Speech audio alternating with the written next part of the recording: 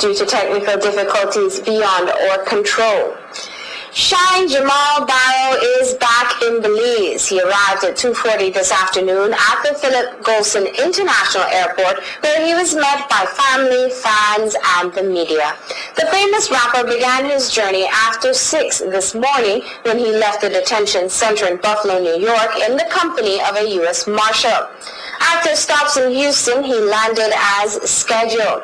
News 5's Jose Sanchez reports from the PGIA.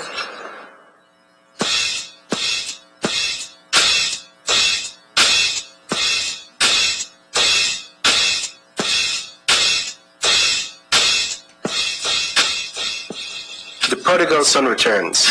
Born Jamal Barrow, commonly known as Shyne, the son of Prime Minister Dean Barrow, inhaled his first breath of freedom after 9 years of incarceration for a club shooting in New York. That taste of freedom coincided with his homecoming at the Philip Golson International Airport this afternoon. More than the usual number of cameramen and photographers were waiting to get a glimpse of him as he exited the continental flight. Fans were also waiting to see the rapper, who changed his name to Moses Michael Levi. To witness Shyne getting his freedom, that's my main thing for being out here today.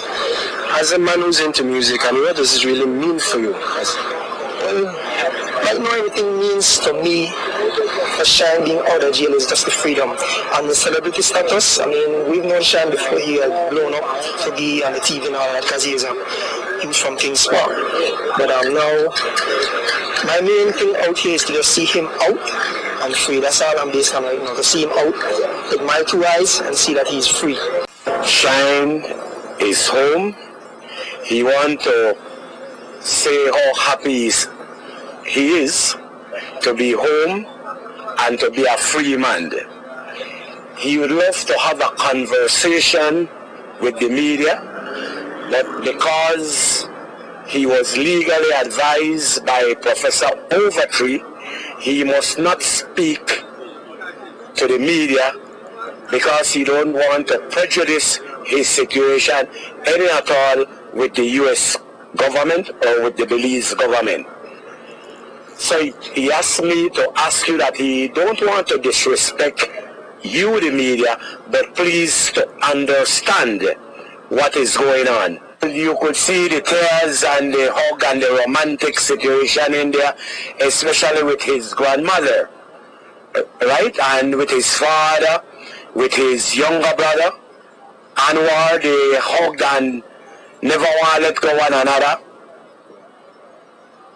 Will there be a family dinner tonight? Everybody, father included, and uncle? No, there will be no. We are not a formal kind of people, so we will play it by ear. Well, his residence at my place is 2 weeks away from completion, so he has rented a complete floor at the Radisson Fort George Hotel. So every room on a floor was taken by him, whether he use it or not use it. But he said that after going through the 8.5 years he has gone through, he needs some privacy. He needs not to wrong nobody. He needs just to sit down in isolation and contemplate his whole life. And I think that we need to respect that. If you notice, he has lost an extremely amount of weight. As his uncle, what have you said to him? What were your first words to him? No. Come here, old boy. That's all I said to him. Because when he's small and he raised up in there, it's called a old fat. So come here, old fat. Come here, old boy. You know, that way how we greet one another when we talk on the phone. But he's in good spirit.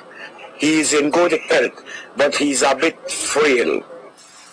Shyne, in the company of his brother Anwar, left the airport in a red Ford Expedition towards the youth hostel on the Western Highway, where he gave a pep talk to youths.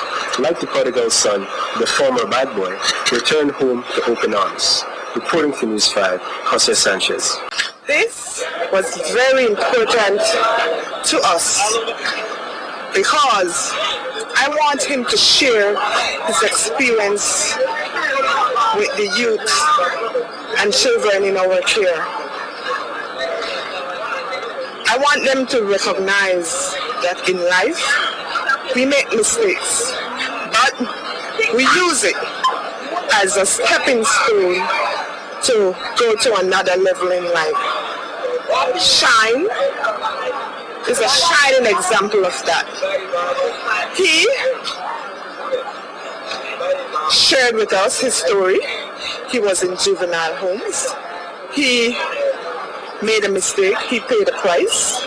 But now he is willing to share with the youth of the youth hostel his experiences and to let them recognize that they can be anything they want to be in life, from